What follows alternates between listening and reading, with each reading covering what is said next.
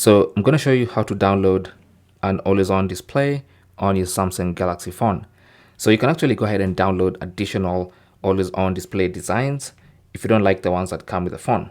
So go to settings. Under settings, scroll down to themes, tap on that. And then under themes, you will see always on display or AODs. So tap on that and that's going to show you always on displays that you can actually download and use. So find the one that you like.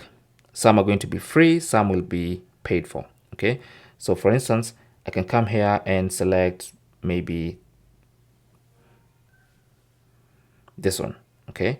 I can tap on it and see what it looks like. And then if I like it, download it. And then also I can go ahead and apply it. Now you can choose that you want the clock and or the image only, or the clock and the image. So depending on what you want, for me, I'll choose clock and image and then tap on done. And you can see always on display is applied. So now I should have that as my always on display. And there are plenty of always on displays you can choose from. All right. So there's so many.